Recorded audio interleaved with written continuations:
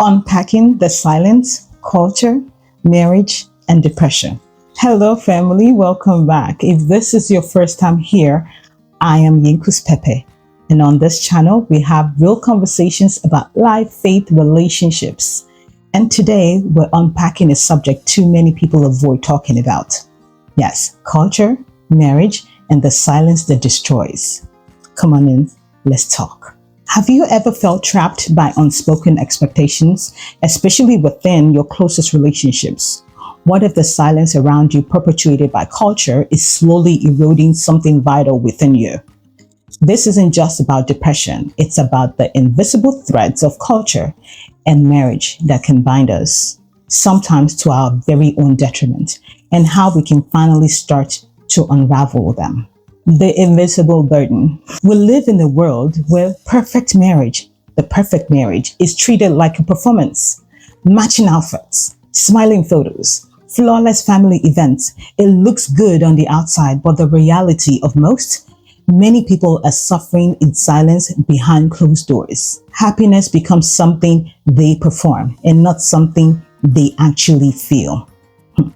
Couples smile for the crowd, but at home, there's tension, there's emotional neglect, or even abuse of all sorts. That performance becomes an invisible prison. And here's the truth. The statistics show that depression within marriage is far more common than people think. One spouse's untreated depression often drags the other into the same darkness. Add cultural pressure to hide it, and the burden becomes absolutely unbearable. Cultural cues and cracks. Then comes the cultural voice whispering in your ear. What will people say? In many of our communities, appearances matter more than the truth. Honor and shame culture forces people to hide pain instead of actually addressing the problems. Marriage is expected to be blissful without problems at all. When problems arise, seeking help feels like admitting failure. Therapy? Are you kidding? Counseling? Even confiding in someone? It feels like you have failed at something everybody else is supposedly succeeding at. And the proverbs don't help either. No, they don't. We've all heard them. Endure for the children. Don't wash your dirty linen in public.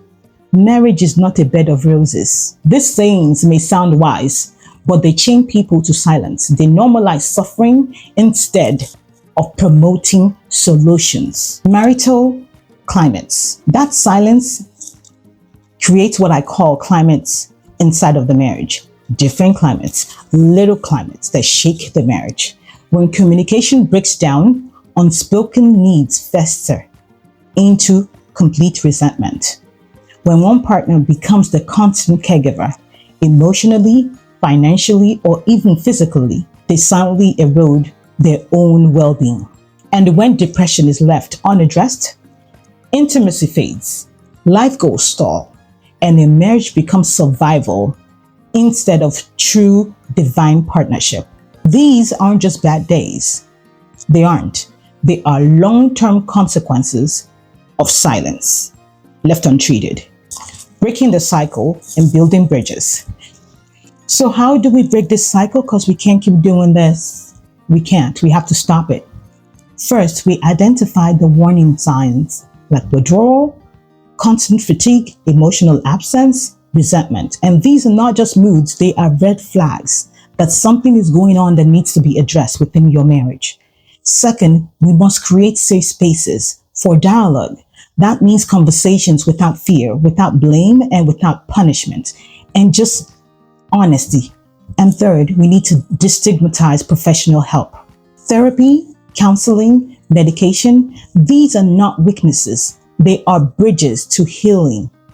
We celebrate big parties and anniversaries. Why not also celebrate couples who choose therapy or spouses who seek healing within their marriage? Hope and healing, a shared journey.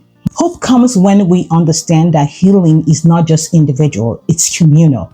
Families, friends, and communities must stop silencing people and start supporting them. Celebrate the small victories. One honest conversation, one counseling session, and one moment of courage. Healing is often slow, but progress is progress. And if you feel trapped today, please hear me clearly. Your voice matters. Speaking up is not weakness, it is courage. Silence doesn't heal, disconnection does.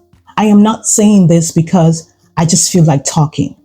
We've all been through it at one point or the other, and how you handle it will be the determination of how you show up on the other side. And to my faithful subscribers and active family, thank you for always riding with me. To those joining for the first time, welcome to YinkusPepe Talks, and this is where we keep it real about life, faith, and relationships. If you would love to hear more from me, consider subscribing to my channel. If today's message spoke to you, please share it, like it, and leave a comment. I'd love to read from you. It encourages this community to grow and helps this conversation reach people who desperately need it. And again, thank you for staying with me through the end. All my love, YinkusPepe.